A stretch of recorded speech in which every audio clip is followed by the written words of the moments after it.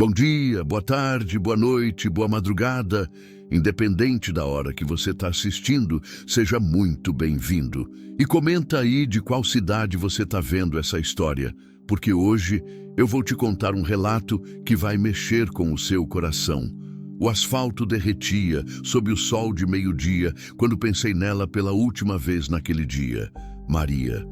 3 anos dirigindo essa mesma rota entre Goiânia e Teresina. 3 anos fugindo das lembranças que me perseguem como sombras no retrovisor. O diesel queimava devagar no motor do meu Volvo 2018 e eu seguia pela BR-153, cortando o coração do Brasil com uma carga de soja que nem me lembro mais para onde ia. Desde que Maria partiu, levada pelo câncer que foi mais rápido que minha capacidade de aceitar, as estradas viraram meu refúgio. Aqui, entre o ronco do motor e o vento que entra pela janela, eu conseguia fingir que ainda tinha um destino, um motivo para acordar toda manhã. O rádio chiava uma música sertaneja que ela costumava cantarolar enquanto fazia café. Desliguei. O silêncio era melhor. Pelo menos ele não mentia, não fingia que tudo estava bem. Era quando eu passava por Cristalândia, no interior do Tocantins, que vi a primeira placa. Desvio, obras na pista, 15 quilômetros. Suspirei. Mais um atraso.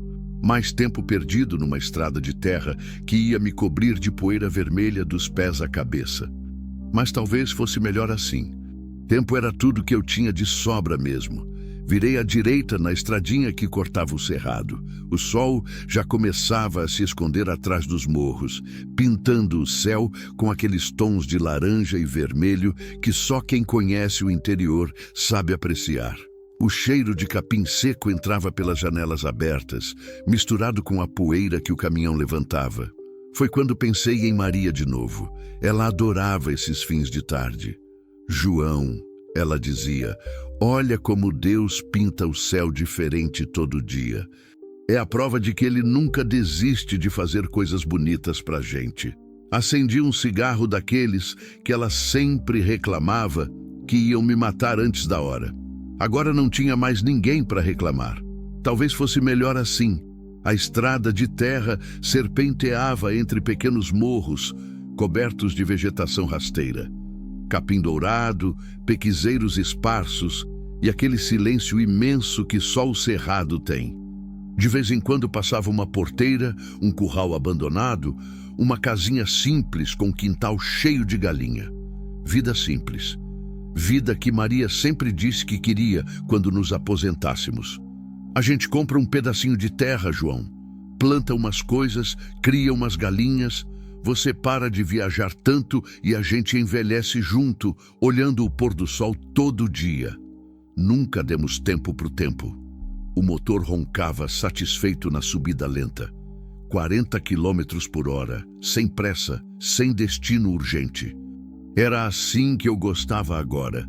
Cada quilômetro 1 minuto a mais, sem pensar, sem sentir aquele buraco no peito que parecia crescer toda vez que eu parava. O sol estava quase se pondo quando vi a bifurcação. A placa, meio torta e desbotada, indicava Povoado Boa Esperança, 8 quilômetros. Olhei no GPS. Não aparecia na rota principal, mas parecia um atalho que me levaria de volta para a BR mais rápido. Pensei por um segundo. Boa Esperança. Que nome irônico para quem tinha perdido toda a esperança há 3 anos. Virei à esquerda. A estradinha era ainda mais estreita, ladeada por cercas de arame farpado e pastos onde o gado se abrigava debaixo das poucas árvores. O som das cigarras começava sua sinfonia noturna, aquele coro infinito que embala as noites do interior. Foi então que senti aquela sensação estranha de que algo estava diferente, como se o próprio ar tivesse mudado. O cabelo da nuca se arrepiou e eu diminuí a velocidade instintivamente. Mais 2 quilômetros à frente, vi a primeira cobra. Era uma jararaca grande, atravessando lentamente a estrada. Parei o caminhão esperando ela passar. Mas quando ela sumiu no capim do lado direito, outras 2 apareceram do lado esquerdo. Depois mais uma e outra.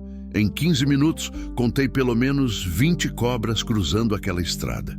Que diabos! Murmurei, desligando o motor. O silêncio que se seguiu foi diferente, pesado, como se a própria natureza estivesse prendendo a respiração. Até as cigarras tinham parado de cantar.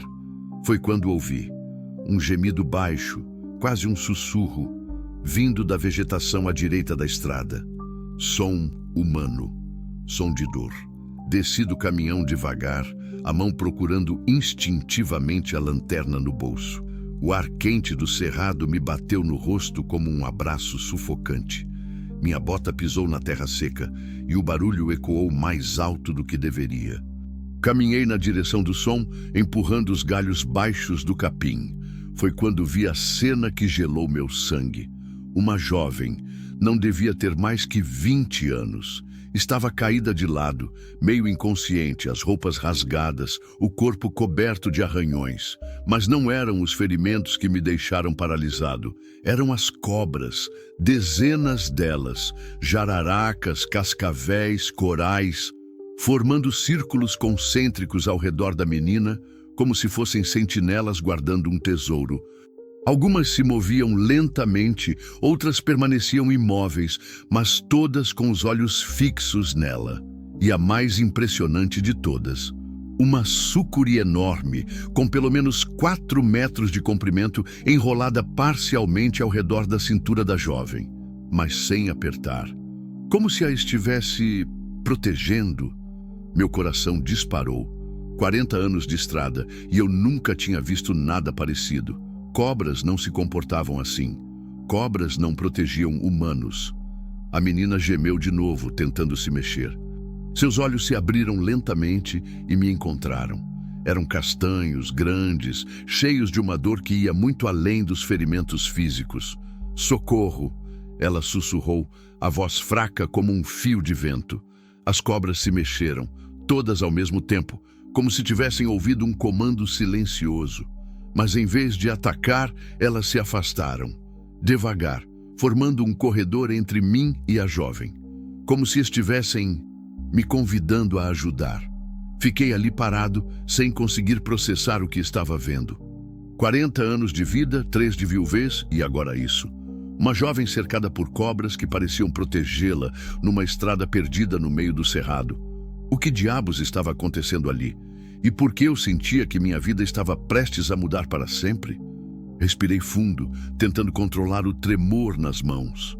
40 anos de estrada me ensinaram que existem coisas no mundo que a gente não consegue explicar. Já vi luzes estranhas no céu do Pantanal. Ouvi vozes onde não tinha ninguém nas madrugadas da Transamazônica. Mas isso era diferente. Moça, chamei baixo, sem me mexer. Você consegue me ouvir? Ela assentiu fraco, os olhos ainda fixos nos meus. Uma lágrima escorreu pela face suja de terra e sangue seco. A sucuri gigante se desenrolou da cintura dela devagar, como se entendesse que eu não era uma ameaça. Os olhos da cobra me encararam por um momento que pareceu eterno, e eu juro que vi algo ali dentro. Inteligência. Propósito. Depois ela se afastou, deslizando silenciosamente para o capim alto. Não tenha medo, sussurrei, mais para mim mesmo que para ela. Vou te tirar daqui. Caminhei pelo corredor que as cobras tinham formado. Cada passo era uma eternidade.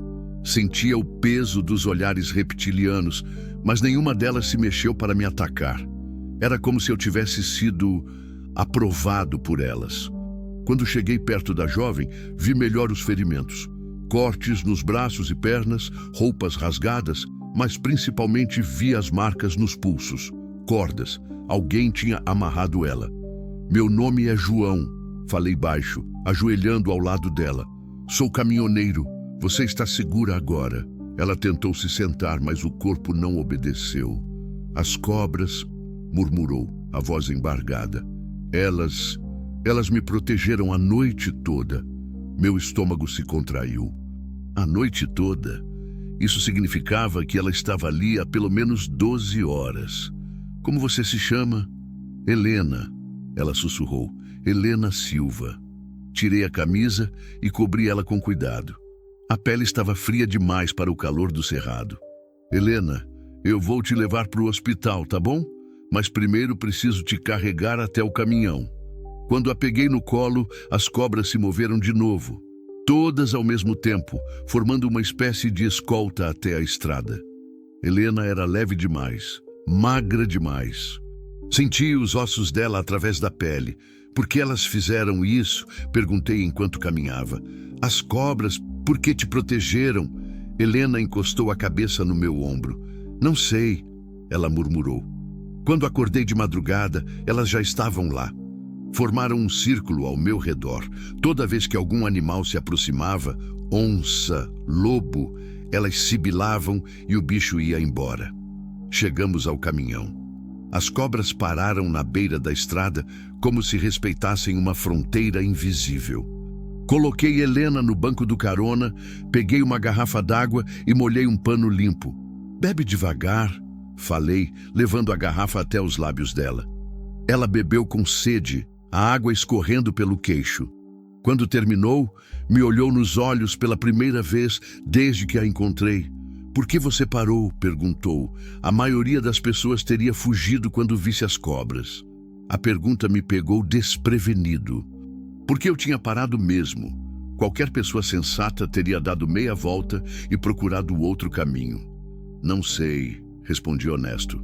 Ouvi você gemendo e não consegui ir embora. Helena assentiu lento, como se essa resposta fizesse sentido para ela. Onde você mora? Perguntei, ligando o motor. Tem família em algum lugar? O rosto dela se fechou. Não tenho mais ninguém. Como assim não tem ninguém? Todo mundo tem alguém. Ela virou o rosto para a janela. Não todo mundo. Comecei a dirigir de volta para a estrada principal. No retrovisor, vi as cobras ainda paradas onde as tinha deixado, como soldados dispensados do dever. Helena, falei depois de alguns minutos de silêncio. Quem fez isso com você? Ela ficou calada por tanto tempo que pensei que não ia responder. Quando falou, a voz saiu tão baixa que quase não ouvi. Meu marido. Senti uma raiva surda crescendo no peito.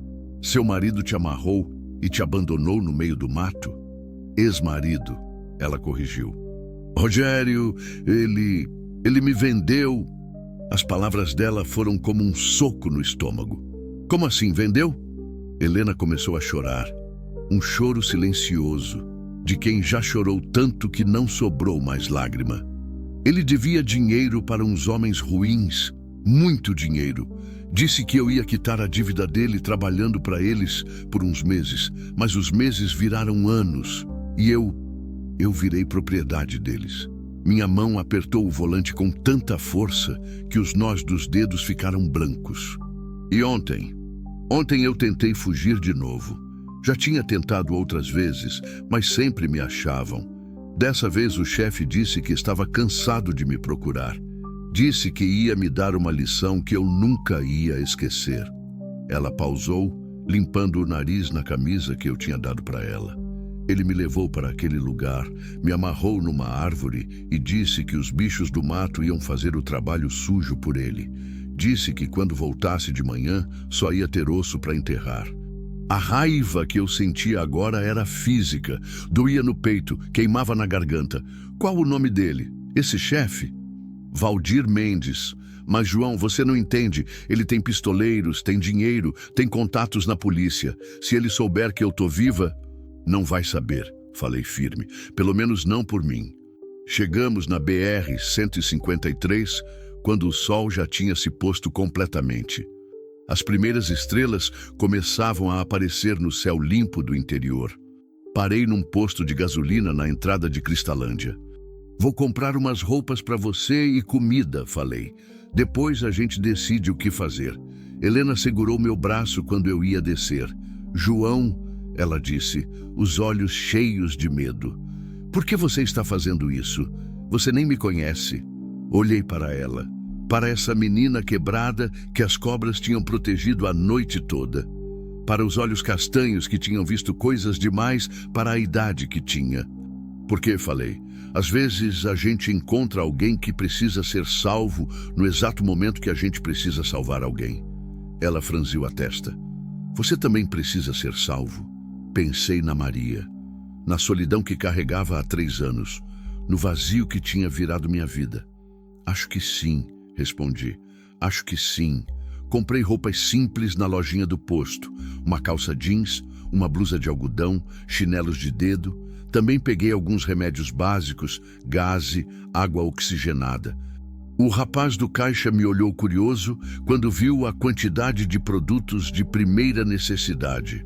A esposa machucou no acampamento. Menti, pagando em dinheiro. Helena estava dormindo quando voltei ao caminhão.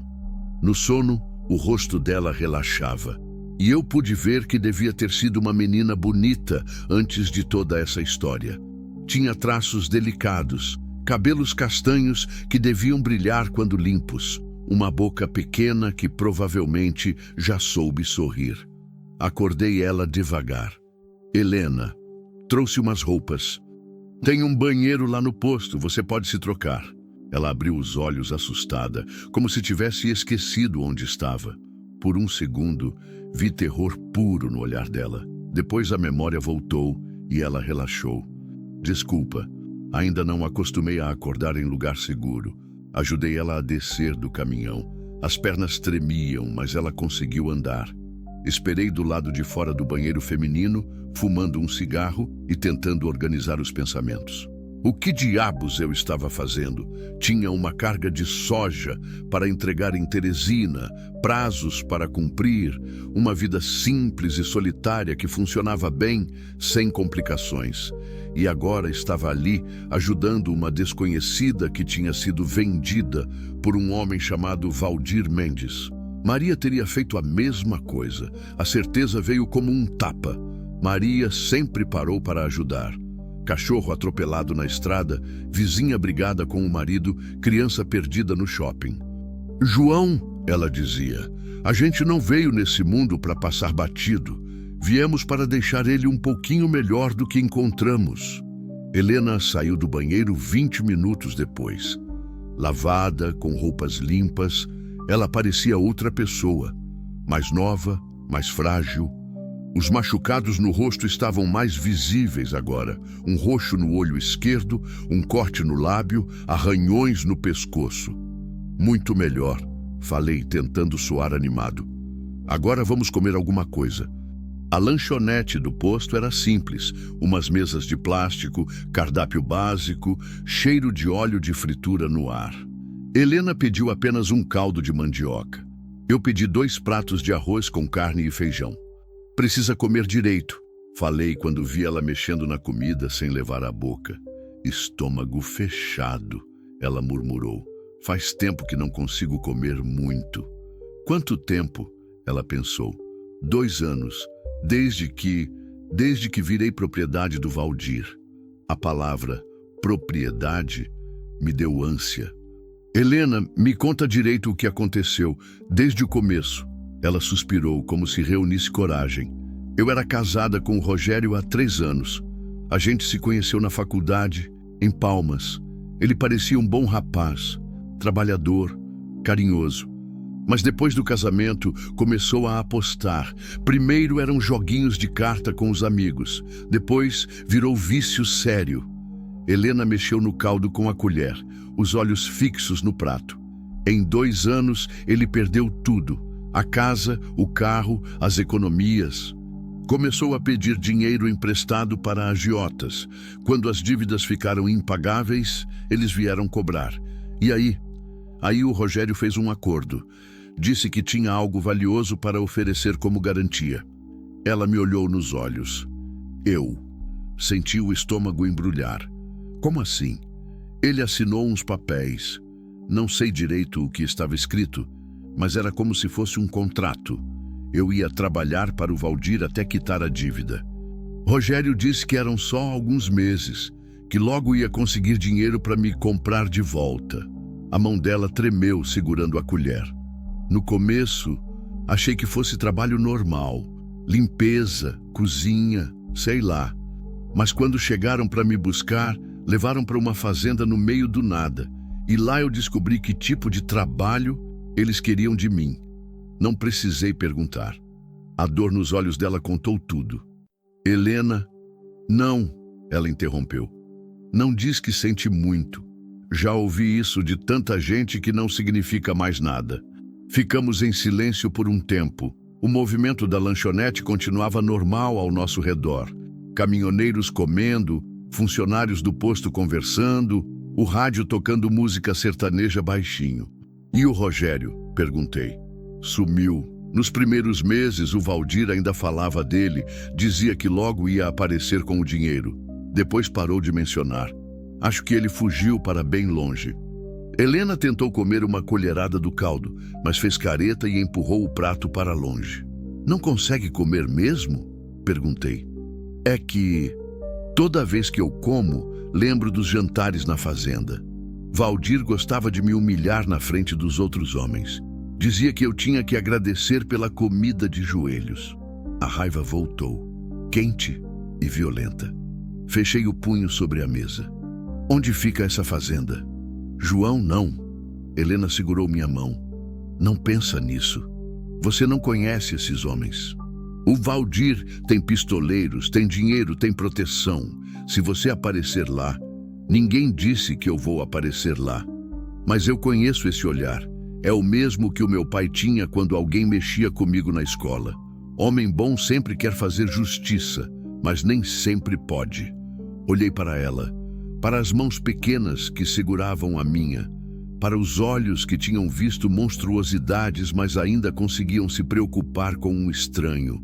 Seu pai era um homem bom? Um sorriso triste apareceu no rosto dela. O primeiro sorriso desde que a encontrei.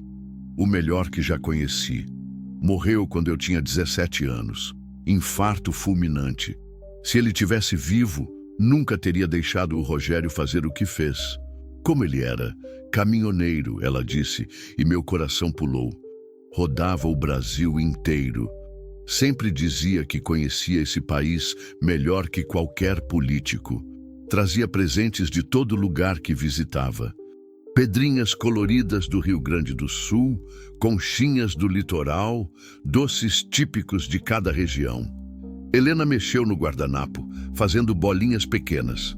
Ele me ensinou que existem dois tipos de pessoa no mundo.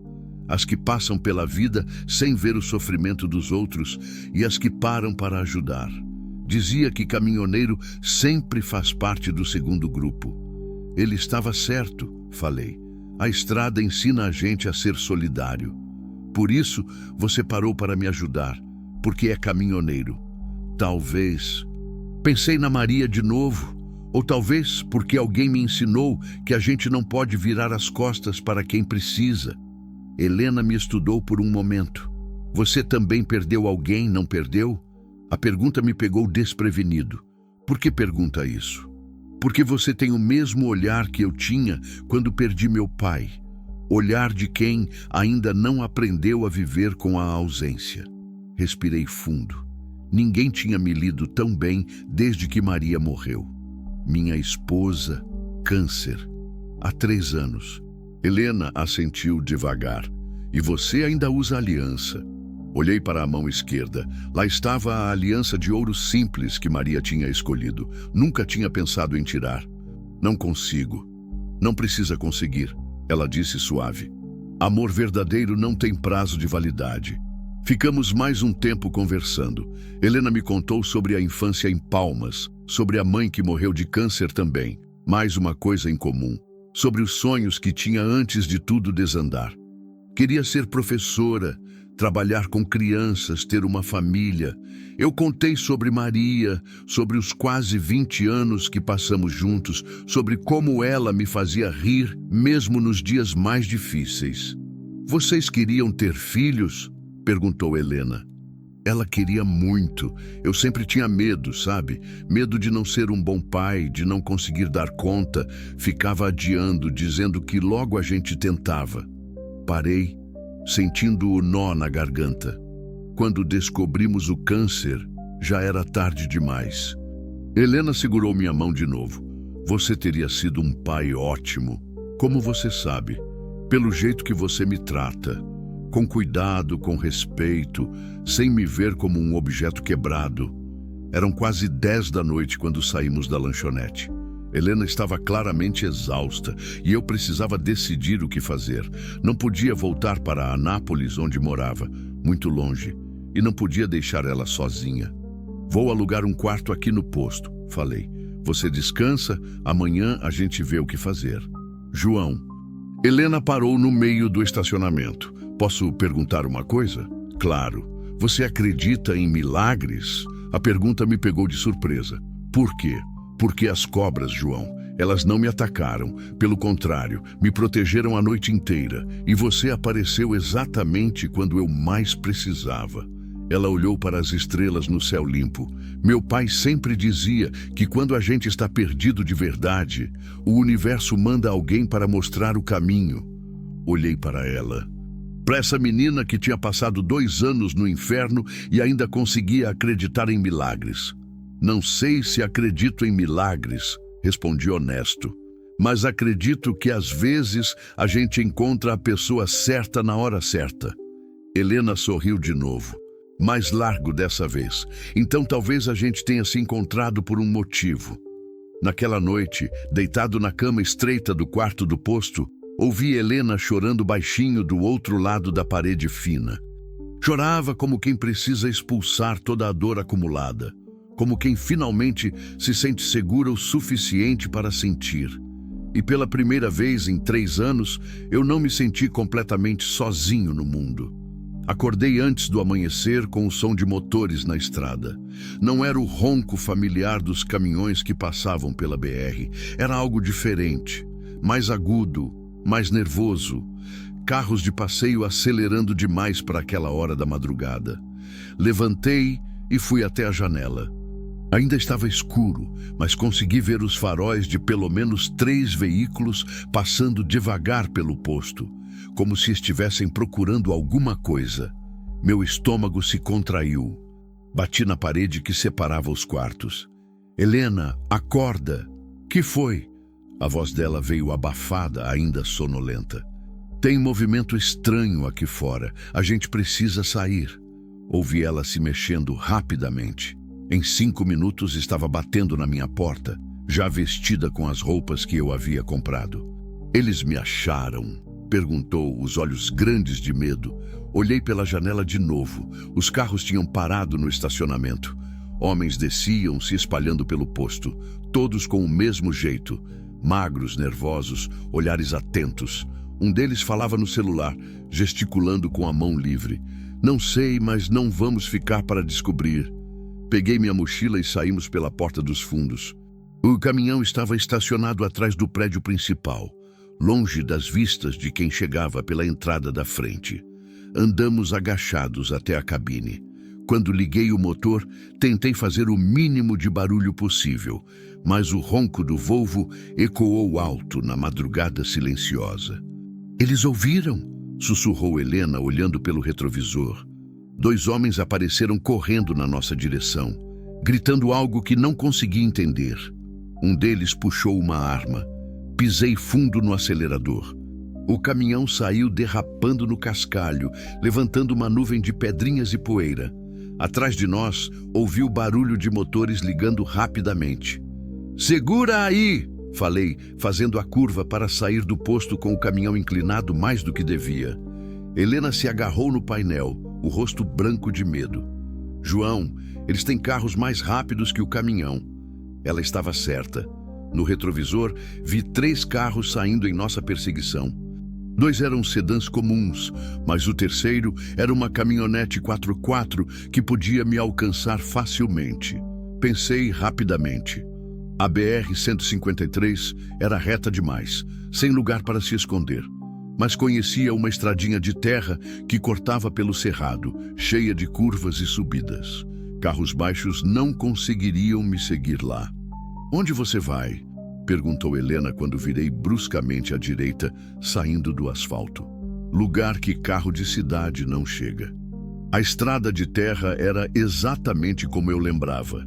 Estreita, cheia de buracos, margeada por vegetação densa.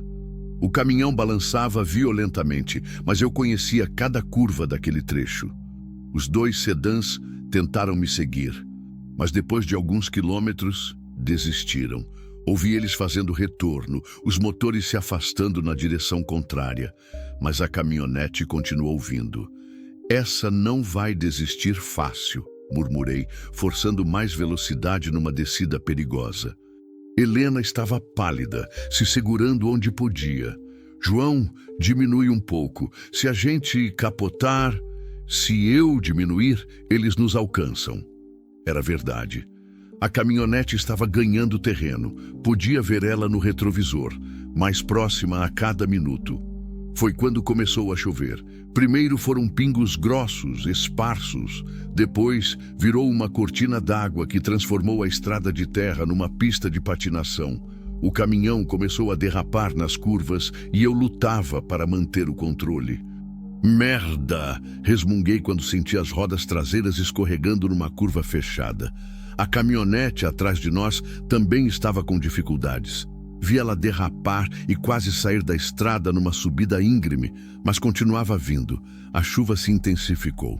Em questão de minutos, a visibilidade ficou quase zero. Eu dirigia mais pelo instinto que pela vista, conhecendo a estrada de memória. Ali na frente tem uma ponte, falei para Helena, gritando por cima do barulho da chuva no teto da cabine. Se conseguirmos passar... Não terminei a frase porque vi a ponte. Ou o que sobrou dela. A enchente tinha levado metade da estrutura. O que restava eram uns 3 metros de madeira podre sobre um córrego que agora parecia um rio bravo, correndo rápido e sujo de terra vermelha. Pisei no freio.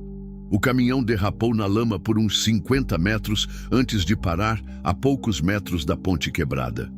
Fim da linha, murmurei. Helena olhou para a frente, depois para trás. A caminhonete estava se aproximando, os faróis cortando a cortina de chuva. E agora? Olhei ao redor. Estávamos numa espécie de vale, cercados por morros cobertos de vegetação.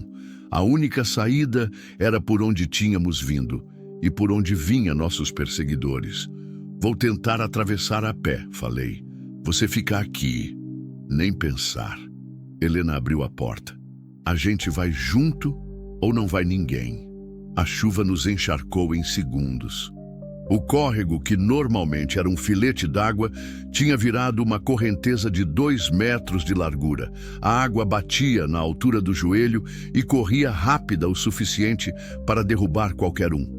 É muito perigoso, gritei por cima do barulho da água. Mais perigoso que eles? Helena apontou para os faróis que se aproximavam. Tinha razão. Encontrei um galho grosso caído perto da margem. Usei ele como apoio e entrei na água. O frio me cortou como lâmina e a correnteza quase me derrubou no primeiro passo. Segura no meu ombro, falei para Helena, e não solta por nada. Começamos a travessia. Cada passo era uma luta contra a força da água. A lama do fundo era escorregadia e mais de uma vez quase perdemos o equilíbrio. Quando chegamos no meio do córrego, ouvi o barulho da caminhonete parando atrás do caminhão. Portas batendo, vozes gritando. Rápido, sussurrei, forçando mais velocidade. Foi quando Helena escorregou. A mão dela soltou do meu ombro e ela foi levada pela correnteza uns metros abaixo. Consegui agarrar ela pela camisa quando já estava quase sumindo de vista. Conseguiu se firmar? Gritei, puxando ela para perto de mim. Ela estava tossindo, cuspindo água barrenta. Acho que sim. Terminamos a travessia carregando ela no colo. Quando chegamos na outra margem, estávamos exaustos, encharcados, mas vivos. Atrás de nós, ouvimos gritos de raiva. Os homens tinham chegado na beira do córrego e visto que não conseguiriam atravessar com os carros. "Isso não vai ficar assim!" gritou uma voz que ecoou pelo vale. "A gente sabe quem você é, caminhoneiro! Vamos achar você!"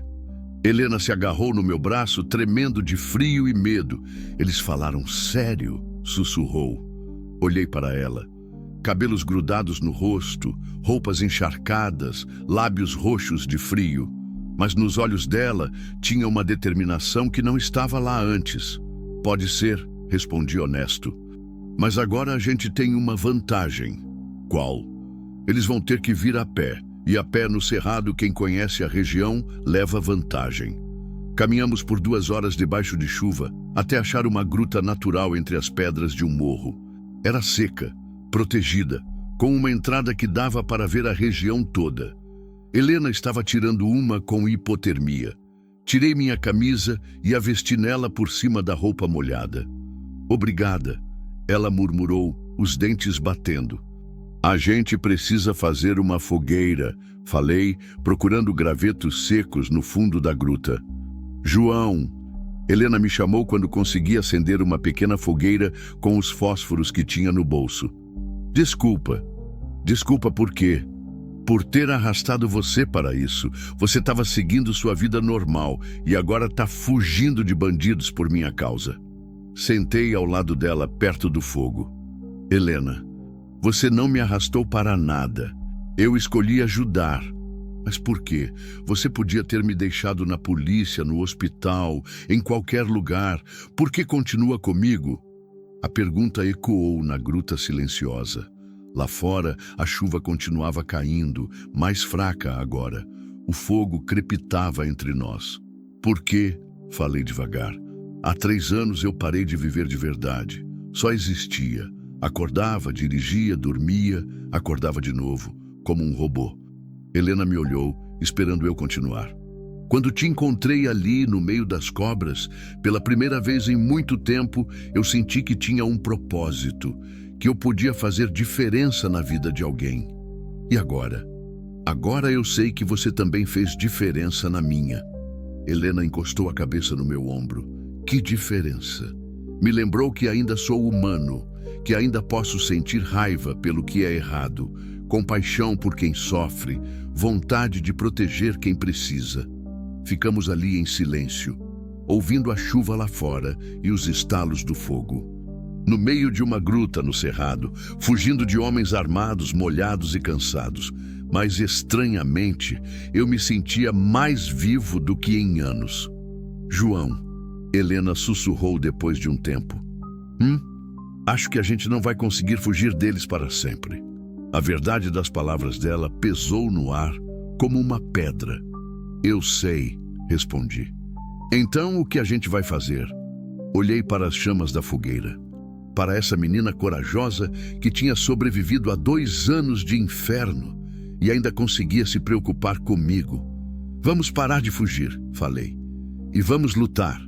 A fogueira estalava baixinho na gruta enquanto Helena dormia encostada no meu ombro. Eu ficara de guarda, olhando a entrada, mas minha mente voava longe dali. 3 anos. 3 anos desde que perdi Maria.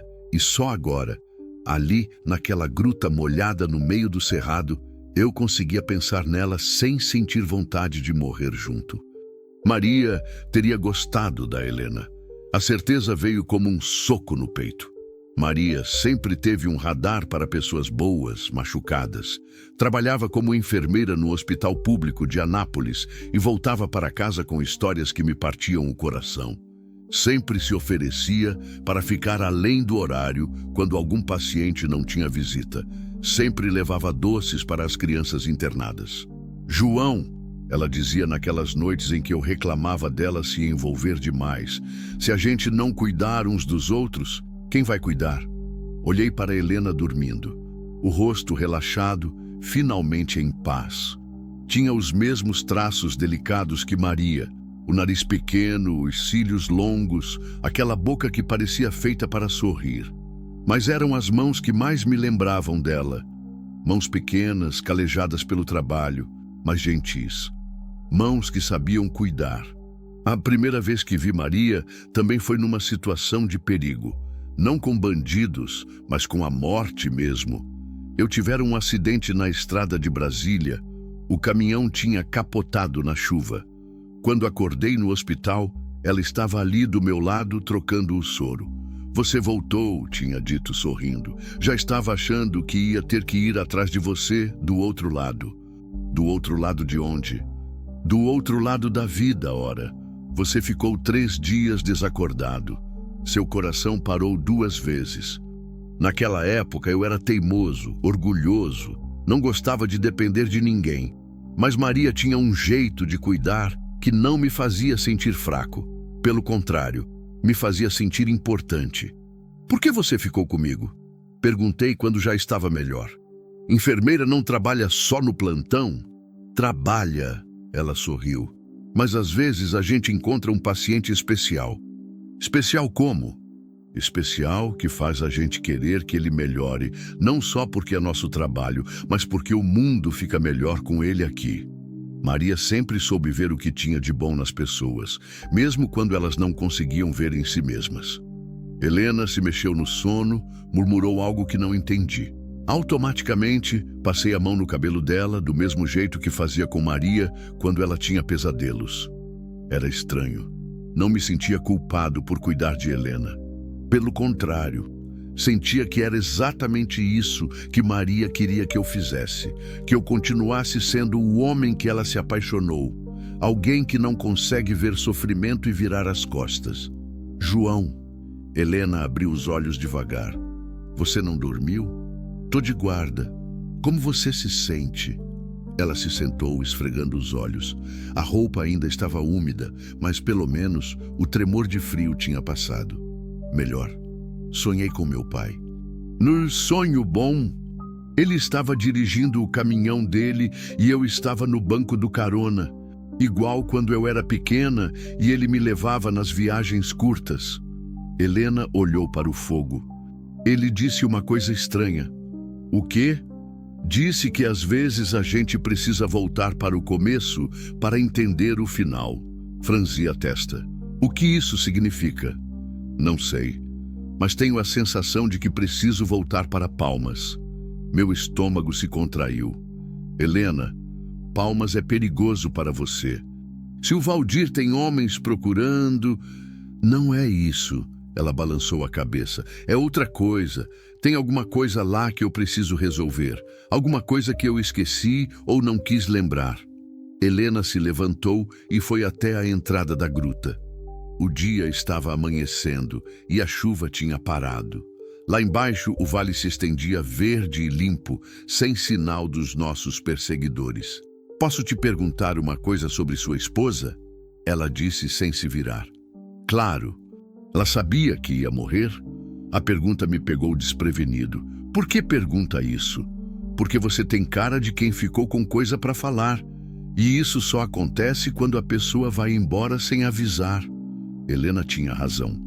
A morte de Maria foi rápida demais, cruel demais. O diagnóstico veio numa segunda-feira qualquer. Câncer no pâncreas, metástase generalizada. 6 meses de vida, no máximo. Ela morreu em 3. No final ela sabia, falei, mas fingiu que não sabia, para não me ver sofrer antes da hora. E você fingia que acreditava? Fingia. O nó na garganta voltou. A gente passou os últimos 2 meses fingindo um para o outro que tudo ia dar certo. Helena se virou para me olhar. Vocês conversaram? Sobre morrer? Sobre você ficar sozinho? Balancei a cabeça. Nunca conseguimos. Toda vez que eu tentava começar o assunto, ela mudava de conversa. Falava dos planos para quando ela ficasse boa, das viagens que íamos fazer. E você nunca insistiu. Não conseguia. Não queria tirar a esperança dela.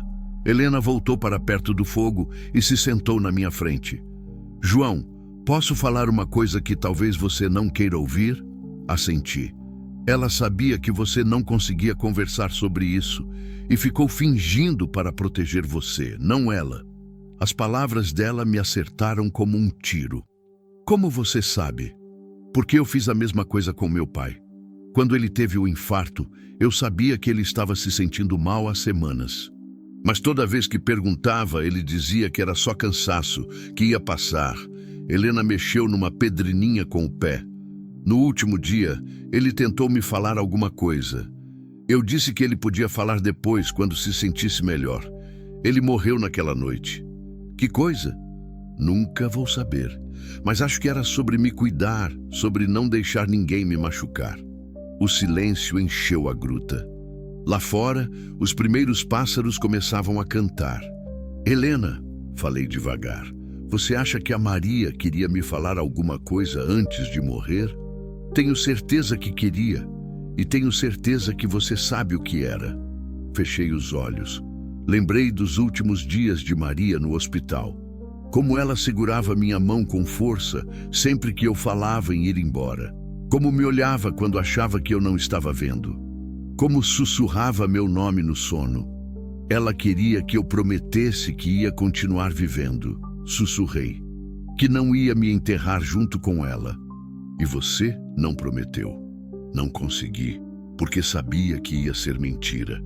Helena segurou minha mão do mesmo jeito que Maria fazia. João, olha para mim. Abri os olhos. Ela estava me olhando com aquela intensidade que me lembrava tanto de Maria. Você pode não ter prometido para ela, mas pode prometer para mim agora. Que promessa! Que você vai parar de se sentir culpado por estar vivo, que vai parar de achar que não merece ser feliz de novo. O nó na garganta virou soluço. Pela primeira vez em 3 anos, comecei a chorar de verdade. Não o choro contido que fazia sozinho no caminhão, mas o choro que precisava sair desde o dia que enterrei Maria. Helena me abraçou, e eu chorei no ombro dela como uma criança. Chorei pela Maria que se foi, pelos filhos que nunca tivemos, pelas conversas que nunca tivemos coragem de ter. Chorei pelo tempo perdido e pelo medo de seguir em frente. Ela te amava muito, não amava? Helena sussurrou.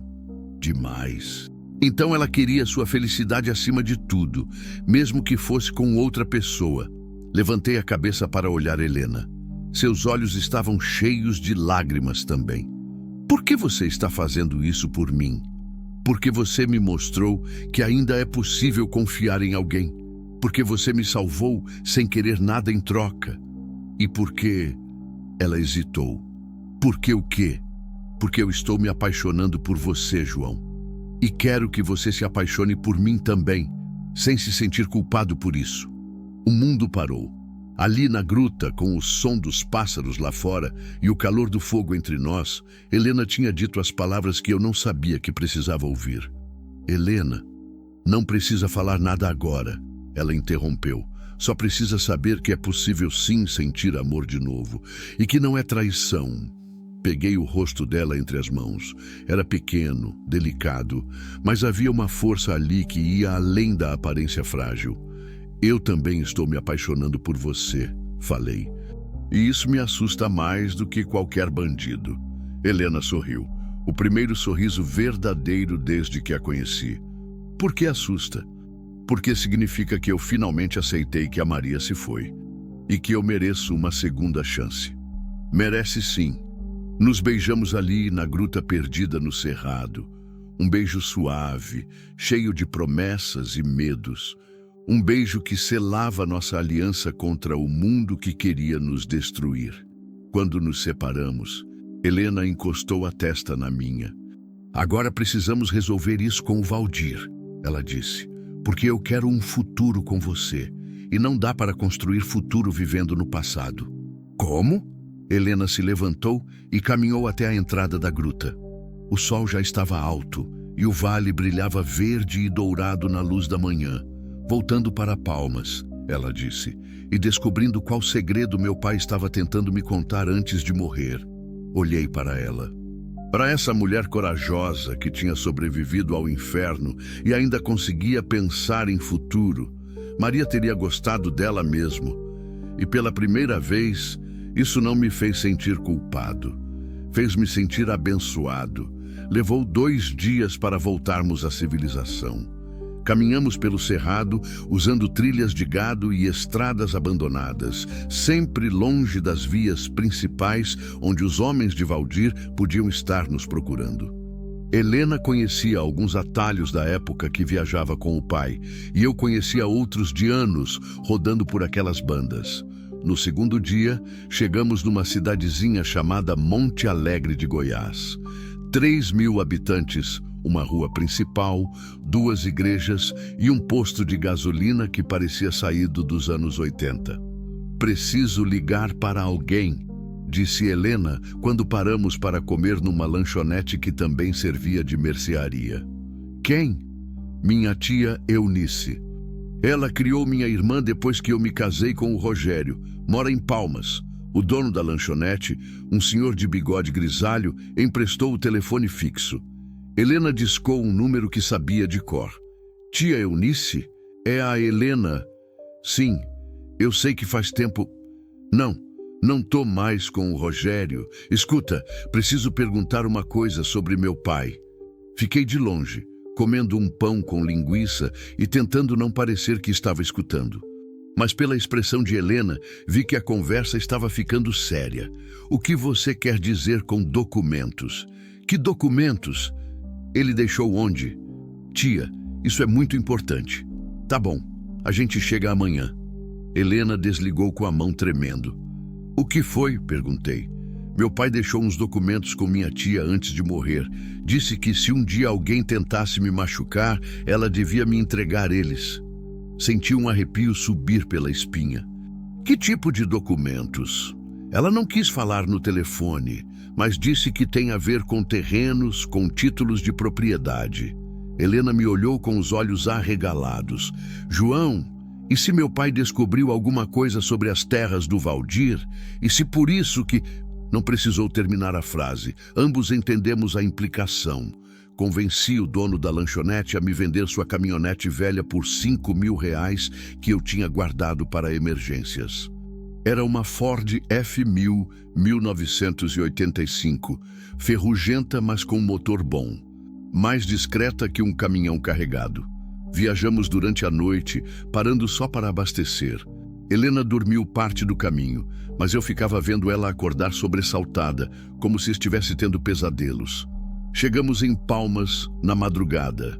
A cidade tinha crescido muito desde a última vez que estive lá, mas ainda dava para sentir aquele ar de capital nova, planejada, com avenidas largas e prédios espalhados. A tia Eunice morava num apartamento simples na Arce 111. Uma senhora baixinha, de cabelos brancos, que abraçou Helena como se não acreditasse que ela estava viva.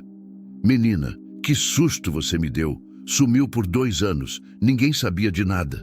Desculpa, tia, tive uns problemas. Eunice me olhou de cima a baixo. E quem é esse rapaz? João, ele me ajudou. A tia assentiu, como se isso explicasse tudo. Entra, vou fazer um café. O apartamento era pequeno, mas aconchegante. Móveis simples, muitas fotos de família nas paredes. Vi uma foto de Helena, adolescente, ao lado de um homem alto, de barba, em frente a um caminhão azul. Seu pai? Perguntei. É, última foto que tiramos juntos.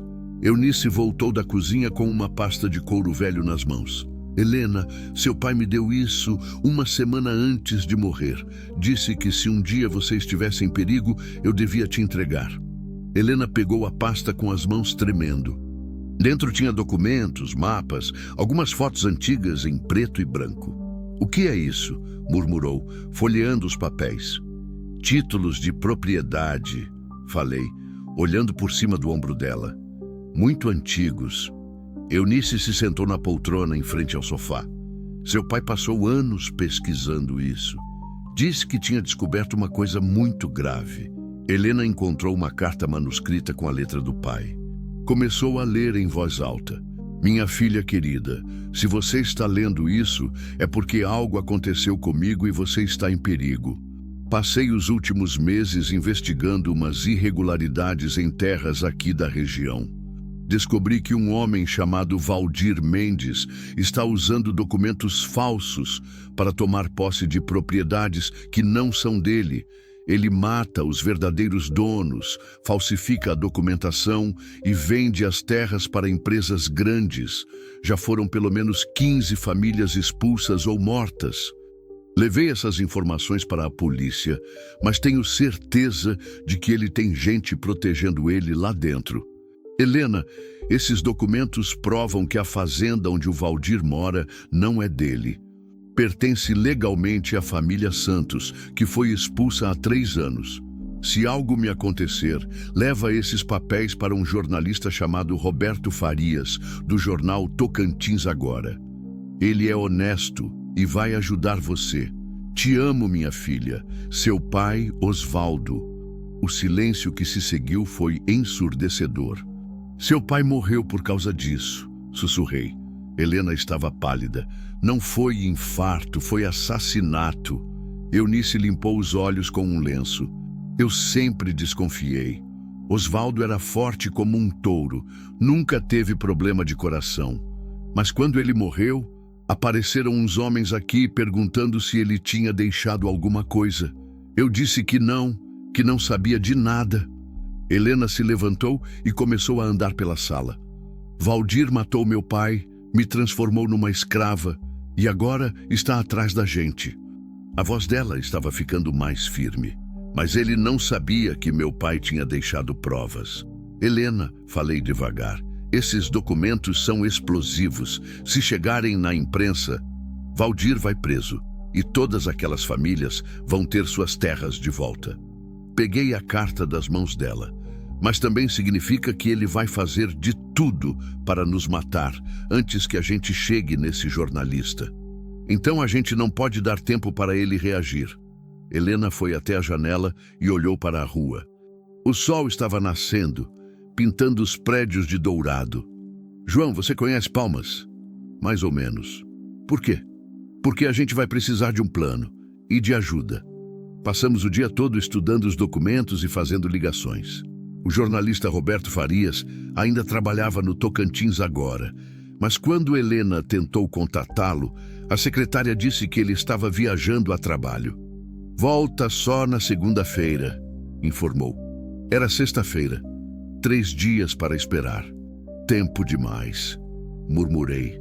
Valdir pode descobrir que estamos aqui. Foi quando Eunice teve uma ideia. E se vocês procurassem o delegado Cardoso? Ele é honesto, trabalha na delegacia de roubos e furtos. Era amigo do seu pai, Helena. Minha tia tem razão, disse Helena. Delegado Cardoso foi na nossa casa algumas vezes quando eu era pequena. Meu pai confiava nele. Decidimos arriscar. A delegacia de roubos e furtos ficava no centro de Palmas, num prédio cinza que parecia ter sido construído às pressas. Delegado Cardoso era um homem negro, alto, de uns 50 anos, com aquele jeito sério de policial experiente. Quando Helena se apresentou, o rosto dele se iluminou. Helena, filha do Osvaldo. Menina, eu procurei você por todo canto quando seu pai morreu. Ninguém sabia onde você estava. É uma longa história, seu Cardoso. Conta para mim, e conta direito. Helena contou tudo.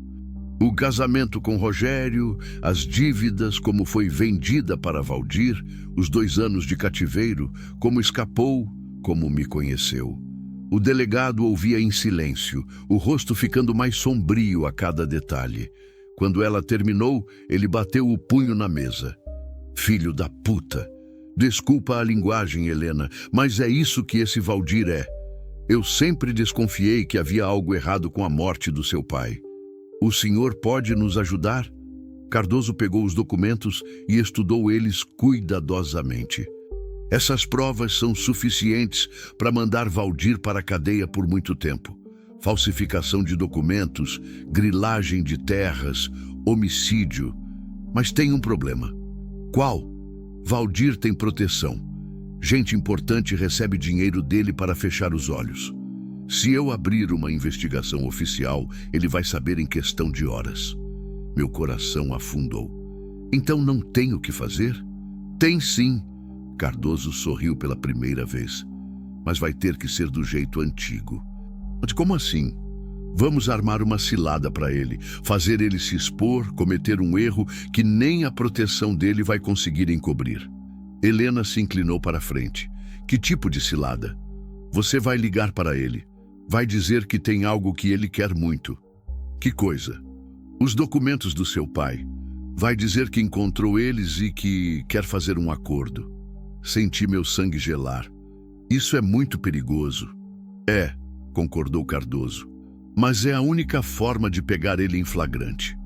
Vamos gravar a conversa, filmar o encontro, juntar provas suficientes para que nem o diabo consiga tirar ele da cadeia. Helena olhou para mim, depois para Cardoso. Quando? Hoje à noite, num lugar público, cheio de gente, onde a gente possa controlar a situação. E se der errado, Cardoso me olhou nos olhos. Aí vocês vão ter que correr muito rápido. Helena segurou minha mão. João, eu preciso fazer isso. Por meu pai, pelas outras famílias, por nós. Olhei para ela. Para essa mulher corajosa que tinha sobrevivido a tanto e ainda queria lutar por justiça. Então a gente faz, falei, mas juntos ou não fazemos. Helena sorriu. Juntos. Cardoso bateu as mãos. Então vamos planejar. Porque hoje à noite o Valdir Mendes vai descobrir que mexeu com a família errada. Lá fora, o sol se punha sobre Palmas, tingindo o céu de vermelho e dourado. Era bonito, mas eu não conseguia parar de pensar que podia ser o último pôr do sol que veríamos juntos. A guerra estava prestes a começar. Às 6 da tarde, Helena fez a ligação. Estávamos na delegacia, numa sala reservada. Delegado Cardoso tinha instalado equipamentos de gravação e me explicado o plano 3 vezes. Mesmo assim, meu coração batia como um tambor desafinado. Helena discou o número que sabia de cor, o número que assombrava seus pesadelos há 2 anos. Valdir? É a Helena? Não desligue. Eu tenho uma coisa que você quer. A voz dele do outro lado era áspera, irritada. Eu conseguia ouvir pelo viva voz. Onde você está, sua vagabunda? Meus homens procuraram você por todo o... Eu tenho os documentos do meu pai. Helena interrompeu, a voz mais firme que eu esperava. Silêncio do outro lado. Que documentos? Você sabe muito bem. Os que provam que metade das suas terras não é sua. Os que mostram como você mata as famílias e falsifica os títulos. A respiração de Valdir ficou mais pesada. Onde você conseguiu isso? Isso não importa. Importa que eu tenho. E que vou entregar para a imprensa amanhã de manhã, a não ser que a gente faça um acordo. Que tipo de acordo? Helena olhou para mim e para Cardoso. Respirou fundo. Você me deixa em paz para sempre. Não vem atrás de mim. Não manda ninguém atrás de mim. Em troca, eu queimo os documentos na sua frente. Valdir riu. Uma risada fria, sem humor. E por que eu acreditaria em você? Porque eu tenho mais medo de você do que ódio. Só quero viver minha vida em paz. Outro silêncio longo. Onde quer se encontrar? Shopping Palmas Sul. Praça de alimentação. 8 horas da noite. Lugar público, cheio de gente. Vou levar 2 homens comigo. Eu também vou levar alguém. O caminhoneiro que me ajudou, só para me sentir segura. Se isso for uma armadilha, Helena. Não é armadilha. Só quero que isso acabe. Valdir desligou sem se despedir. Cardoso desligou os equipamentos. Perfeito. Ele mordeu a isca. E agora? Perguntei. Agora vocês vão para o shopping. Eu e minha equipe vamos estar disfarçados, espalhados pela praça de alimentação. Câmeras escondidas, microfones direcionais, tudo gravado. Helena estava pálida, mas determinada. O que eu falo quando ele chegar? Você improvisa, deixa ele falar, deixa ele se expor. Quanto mais ele disser sobre os crimes, melhor para nós. Às 7h30, estávamos no Shopping Palmas Sul. Era um sábado à noite e o lugar estava cheio. Famílias jantando, adolescentes no fliperama, casais namorando nos bancos. Vida normal.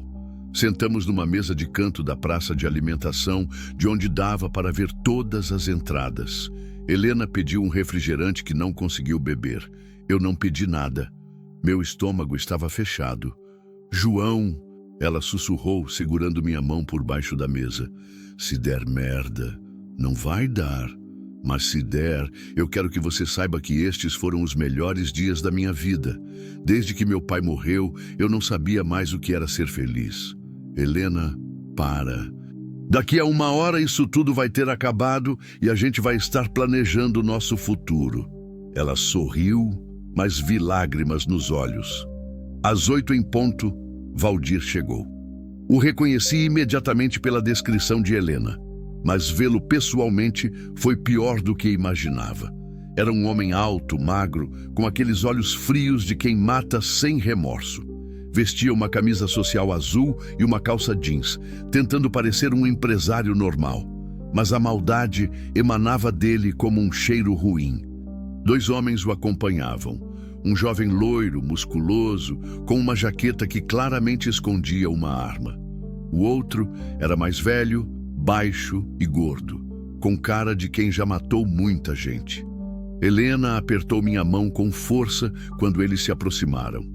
Helena, Valdir disse, puxando uma cadeira sem pedir licença. 2 anos fugindo e você continua bonita. Valdir. A voz dela não tremeu. Os 2 capangas ficaram em pé atrás da cadeira dele, de braços cruzados. E você deve ser o caminhoneiro heróico. Valdir me olhou com desprezo. Que bonito, salvando donzela em perigo. Só vim acompanhar ela, respondi, tentando manter a voz calma. Claro, claro. Valdir sorriu aquele sorriso venenoso. Então, Helena, cadê esses documentos misteriosos? Helena puxou uma pasta da bolsa. A mesma que a tia Eunice tinha dado para ela, mas agora com papéis falsos dentro. Aqui, ela disse, colocando a pasta na mesa. Valdir a pegou e abriu. Folheou os papéis rapidamente, o rosto ficando cada vez mais vermelho. Onde você conseguiu isso? Meu pai escondeu antes de morrer. Seu pai? Valdir cuspiu no chão. Era um xereta que não sabia ficar na dele. Ele sabia que você era um assassino. Era mesmo. E foi por isso que tive que resolver o problema. Meu sangue gelou. Valdir tinha acabado de confessar o assassinato. Você matou ele, Helena disse. Não era pergunta. Claro que matei. Do mesmo jeito que vou matar vocês 2 se tentarem me enrolar.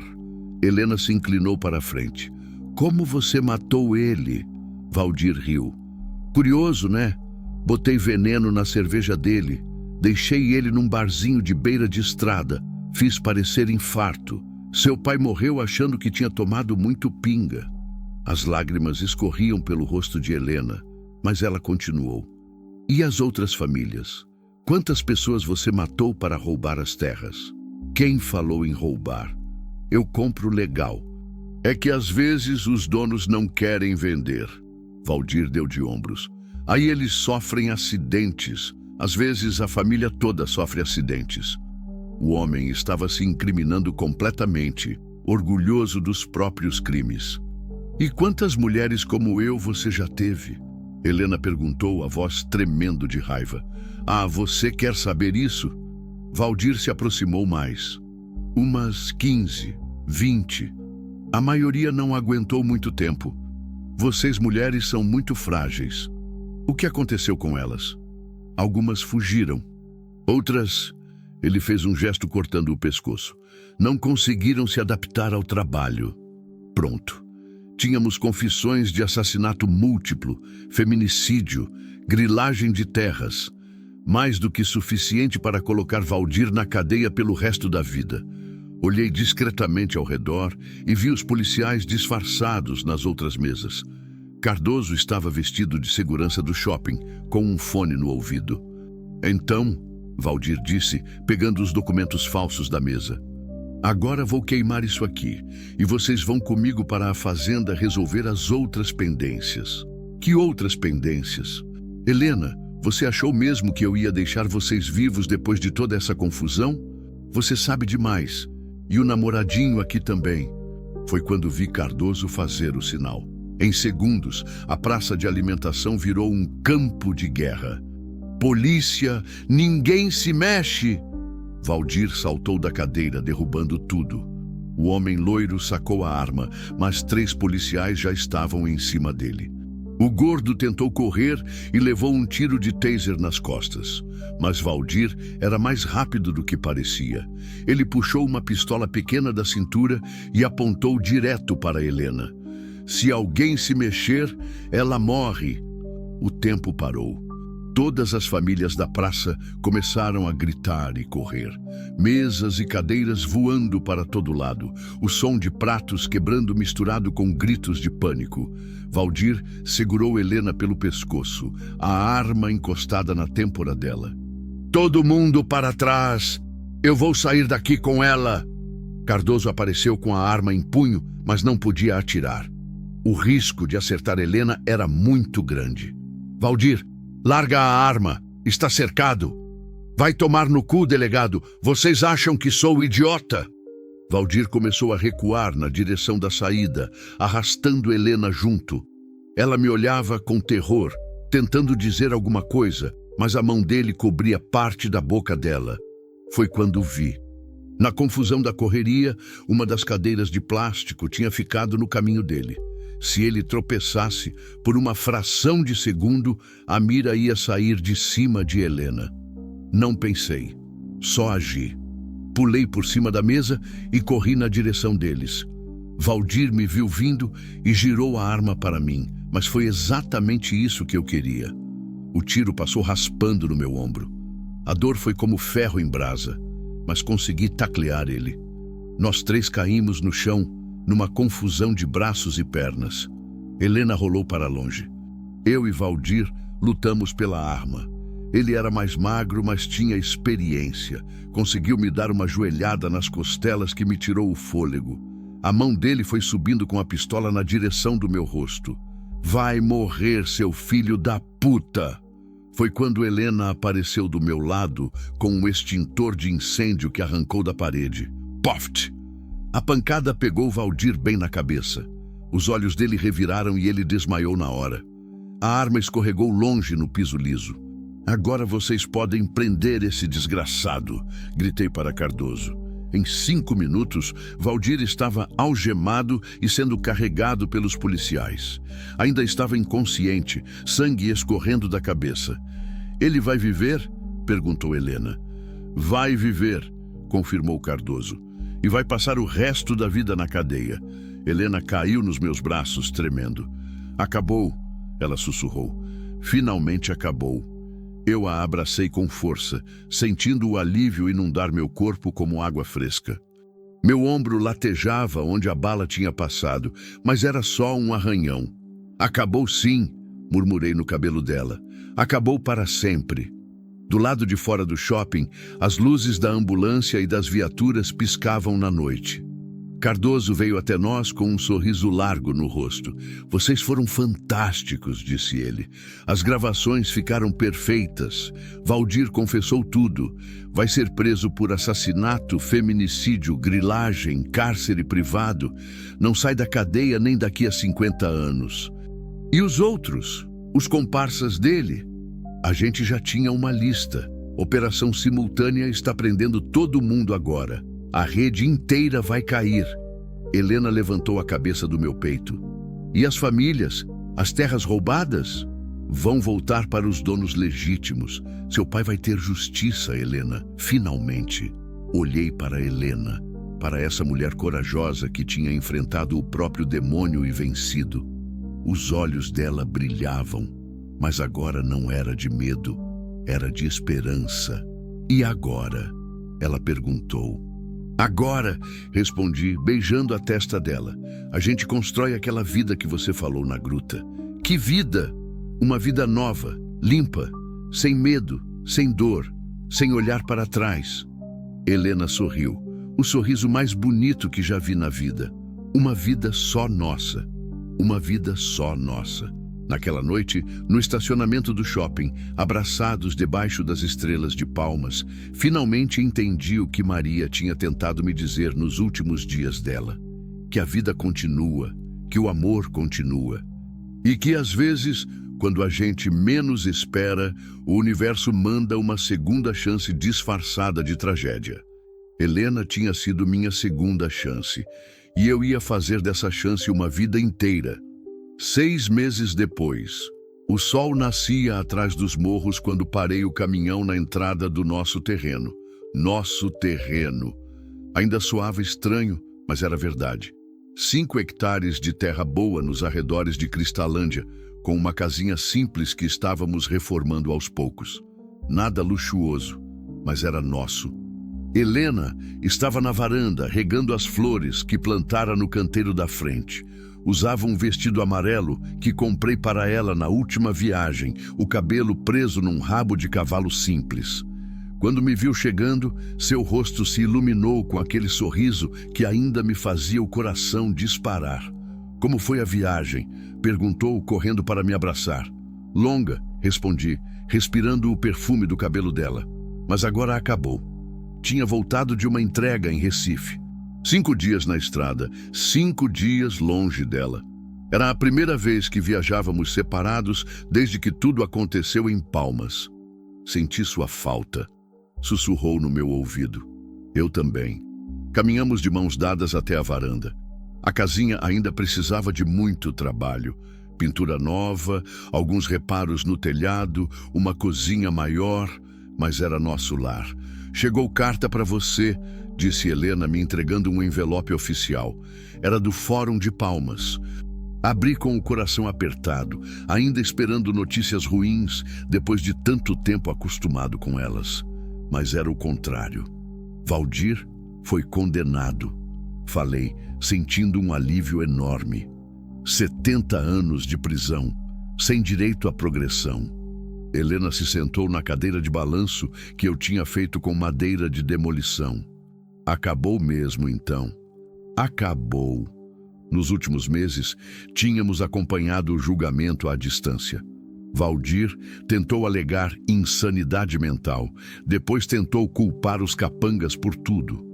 No final, as gravações da conversa no shopping falaram mais alto que qualquer defesa. 15 famílias recuperaram suas terras. 3 mulheres que tinham sido mantidas em cativeiro como Helena foram libertadas e receberam assistência psicológica. A rede de corrupção que protegia Valdir foi desmantelada e 5 policiais foram presos. Delegado Cardoso ligou ontem, disse Helena. Quer que a gente vá em Palmas no mês que vem para uma homenagem na Câmara Municipal. Homenagem?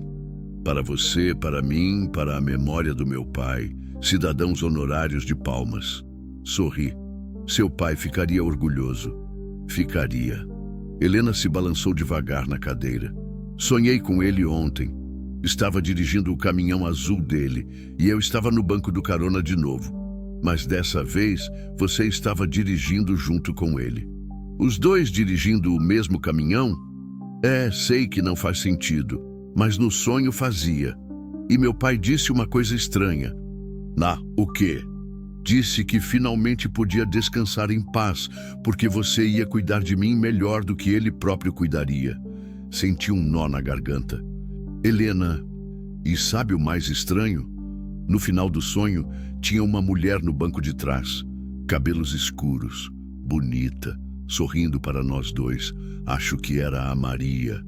As lágrimas vieram sem aviso. Depois de 6 meses, eu ainda me emocionava quando alguém falava da Maria, mas agora era diferente. Não era mais dor, era gratidão. Ela teria gostado muito de você, falei. Eu sei, e ela ficaria feliz de saber que você não ficou sozinho. Helena se levantou e veio se sentar no meu colo. João, posso te contar uma coisa? Claro, no começo eu achava que você me salvou naquela estrada. E não foi? Foi. Mas depois eu entendi que a gente se salvou. Um salvou o outro. Ela estava certa. Helena me trouxe de volta à vida tanto quanto eu a trouxe de volta à liberdade. Nos últimos meses, eu tinha voltado a sorrir, a fazer planos, a acreditar que o futuro podia ser bom. Helena, falei pegando a mão dela, tem uma coisa que quero te dar. Tirei uma pequena caixa de veludo do bolso da camisa. Helena arregalou os olhos. João, isso é um anel de compromisso. Não é aliança ainda, porque quero fazer isso direito. Pedir em casamento, festa, igreja, tudo o que você merece. Abri a caixinha. Era um anel simples, de ouro, com uma pedra pequena. Mas quero que você saiba que eu tenho certeza de que quero passar o resto da vida com você. Helena começou a chorar. João, casa comigo, Helena. Não hoje, Não amanhã, mas quando você se sentir pronta. Casa comigo e constrói uma família comigo? Ela nem conseguiu responder. Só assentiu, chorando e sorrindo ao mesmo tempo. Coloquei o anel no dedo dela. Era do tamanho certo. Como você sabia o número? Perguntei para sua tia Eunice. Ela me deu uma ajudinha. Helena riu entre as lágrimas. Vocês dois conspiraram contra mim. Conspiramos! Ficamos ali na varanda, abraçados, vendo o sol subir no céu. Lá longe, as cigarras começavam a cantar e o cheiro do capim úmido subia da terra. João, Helena disse depois de um tempo. Lembra daquelas cobras que me protegeram na primeira noite? Lembro. Às vezes eu acho que elas não estavam me protegendo de você. Estavam me protegendo para você. Olhei para ela. Como assim? Como se soubessem que você estava chegando. Como se fossem guardiãs esperando o cara certo aparecer. Era uma ideia maluca, mas depois de tudo que tínhamos passado, eu aprendera a não descartar os mistérios da vida. Talvez, falei, ou talvez elas só reconheceram uma alma boa que precisava de proteção. Ou talvez, Helena sorriu, meu pai e sua Maria tenham dado um jeitinho lá de cima. A ideia me aqueceu o peito. Maria e o pai de Helena conspirando no céu para juntar duas pessoas perdidas na terra. Se foi isso, falei, eles fizeram um trabalho perfeito. Passamos o resto da manhã planejando a reforma da casa, o casamento que queríamos ter, as viagens que faríamos juntos quando eu parasse de viajar sozinho. Helena queria estudar de novo, terminar a faculdade de pedagogia que abandonara quando casou com Rogério. Quero trabalhar com crianças, disse. Ensinar elas a não ter medo, a acreditar que sempre tem alguém disposto a ajudar. E eu vou te apoiar em tudo. No fim da tarde, recebemos uma visita inesperada.